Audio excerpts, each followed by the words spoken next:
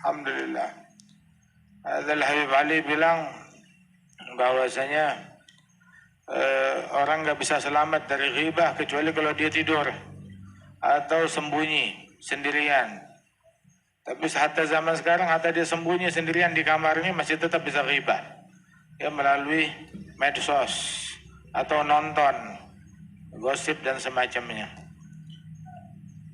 Kita puasa, kita bisa nahan diri dari makan, bisa nahan diri dari minum, kita mampu. Tapi siapa yang berani bilang saya hari ini nggak gosipin apapun, nggak ditulis dosa ghibah, lah ngelihat, wala nonton, wala ngucap, wala dengar gosip tentang orang lain.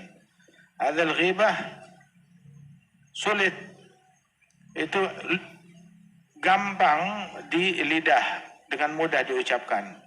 Menyebutkan tentang saudaramu muslim hal-hal yang dia nggak suka, sebutin tentang dirinya, sifatnya, pakaiannya, atau bahkan bajunya, kendaraannya, rumahnya, atau apapun. Menyebutkan sesuatu yang dia nggak suka. Adzal ghibah. Oh, saya ngomong jujur. Kalau jujur namanya ghibah. Kalau bohong namanya buhtan. Ghibah plus itu namanya.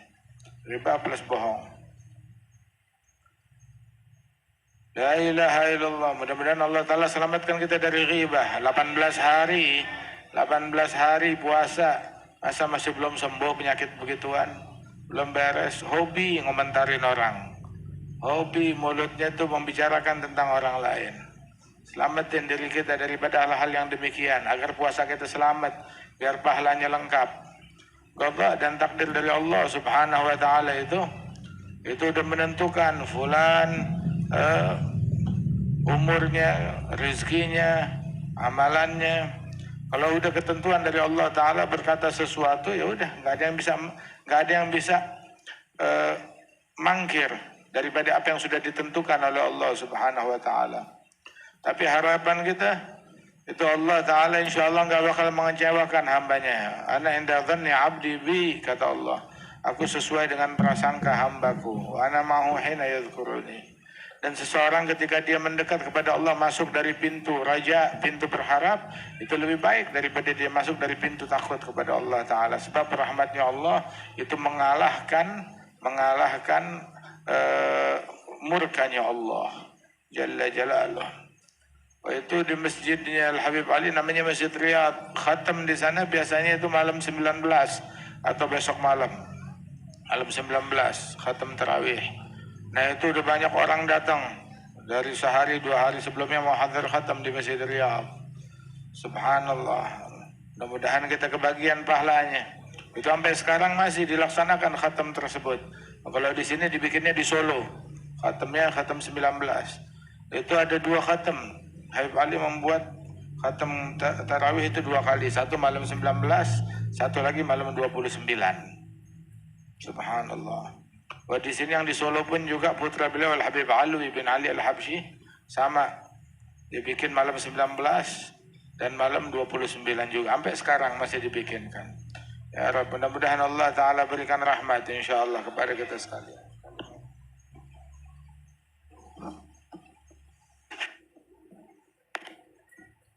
Bismillahirrahmanirrahim. Alhamdulillahirabbil alamin. Allahumma salli ala sayyidina Muhammadin wa ala alihi wa sahbihi ajma'in. Alhamdulillah, puji syukur kehadirat Allah Subhanahu wa Ta'ala yang masih mengumpulkan kita di malam hari yang mulia ini untuk kita mendengar daripada kajian daripada kalam orang-orang soleh, sekaligus menapak tilas jalan di dalam jalan mereka dengan kita hadir sholat tarawih, ibadah sebagaimana mereka beribadah sambil melakukan hal-hal yang mereka lakukan di dalam pembacaan Al-Quran. Ini udah malam ke-18, gak terasa bulan Ramadan, udah tinggal sepertiga lagi. Setelah itu yang ada dengan kita sepertiga ini pun akan berlalu dengan cepat. Akan tetapi di mana ibadah kita? Itu Rasulullah Shallallahu Alaihi Wasallam kalau udah masuk 10 hari terakhir seperti ini, belum masuk sudah akan masuk, itu Rasulullah sudah menyiapkan diri beliau. Itu dikatakan fadil ashri kana nabiyul karim idza dakhalat abadan la yanam. Rasulullah kalau udah masuk sepertiga terakhir ini, 10 hari terakhir, beliau membangunkan diri beliau. Di dalam diri beliau nggak ada tidur. Di dalam keseharian beliau nggak ada yang namanya kamar kembali ke rumah, nggak. Tetapi nawal i'tikaf. Beliau berniat i'tikaf selama 10 hari. Dari tanggal 21 dari malam ke 21 beliau sudah beriktikaf di dalam masjid.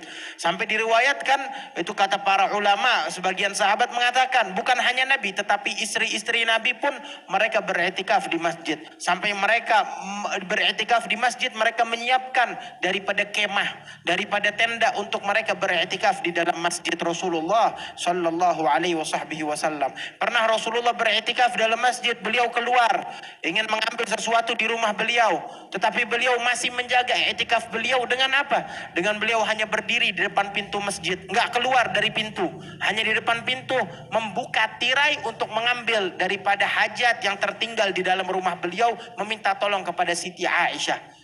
Beliau masih menjaga daripada i'tikaf beribadah di 10 hari terakhir, sebab beliau mengetahui bahwasanya di malam tersebut Allah Ta'ala membagikan daripada karunia-karunia yang besar, karunia yang luas, yang beliau saja yang sudah diampuni dosanya oleh Allah, yang pahalanya paling banyak, gak pernah berbuat dosa, akan tetapi tetap mencari karunia tersebut, mencari pahala tersebut. Patutnya kita yang mencari, bukan Rasulullah. Patutnya kita yang melakukan hal tersebut. Kita yang masih sering bermaksiat, yang belum bisa menjaga mulut dan mata kita. Tadi Habib Ali setiap malam selalu mengingatkan kepada kita, hati-hatilah dengan berghibah. Ghibah ini adalah hal yang besar, kata beliau. Orang-orang biasa mikirnya itu adalah hal yang rendah, hal yang murahan, gampang di mulut enteng, tapi nggak tahu itu dosanya di sisi Allah sangatlah besar, menghilangkan daripada pahala berpuasa di bulan Ramadan. Bahkan kata Siti Aisyah, bukan menghilangkan pahala puasa, tetapi puasa tersebut juga batal. Kata Siti Aisyah dan sebagian para sahabat, puasanya batal, diwajibkan menggobok puasa yang di hari tersebut dia berghibah dan juga bernamimah, wal'iyadzu billah. Kenapa? Sebab Nabi Muhammad mengatakan khamsun yufattirna shaim, 5 hal yang membatalkan puasa. Itu kata ulama membatalkan daripada pahala, tapi kata Siti Aisyah membatalkan puasa tersebut sekalian. Sebab dosa berghibah adalah dosa yang besar, dosa yang sungguh agung, yang dikatakan lebih parah daripada 30 kali berzina. Lebih parah daripada 30 kali berzina, wal'iyadzu billah. Ini udah mau masuk 10 malam terakhir. Nggak kerasa besok malam dan lusa udah masuk 10 hari terakhir, dan kita udah kehabisan daripada 10 hari pertama dari rahmat Allah. Ini juga maghfirah, 10 ampunan, 10 malam pengampunan juga sudah berlalu 8 malam. Tinggal daripada 3 malam terakhir lagi yang bersama kita. Mudah-mudahan Allah Ta'ala enggak mengharamkan kepada kita keberkahan di malam-malam tersebut. Dan Allah Ta'ala berikan kepada kita daripada kebebasan api neraka di 10 hari terakhir, di 10 malam terakhir. Dan Allah Ta'ala kuatkan diri kita untuk selalu menjalankan daripada amalan-amalan yang dianjurkan di dalam keistiqomahan kita. Sholat tarawih kita makin kuat, nggak makin kendor. Witir kita makin banyak, nggak makin berkurang. Ngaji Al-Quran kita udah sampai mana sekarang? Udah berapa kali khotam? Ayo kita kejar. Mudah-mudahan 10 malam terakhir kita bisa mendapatkan khotam yang banyak, mendapatkan daripada memahami daripada bacaan-bacaan Al-Quran, dan Allah Ta'ala berikan kepada kita daripada nur, cahaya di dalam hati kita berkat Al-Quran dan berkat bulan Ramadan. Amin ya Rabbal Alamin. Wa sallallahu ta'ala ala sayyidina Muhammad an-nabiyil ummi wa ala alihi wa sahbihi wasallam, wa akhiru da'wan alhamdulillahi rabbil alamin. الله الله يا الله لنا بالقبول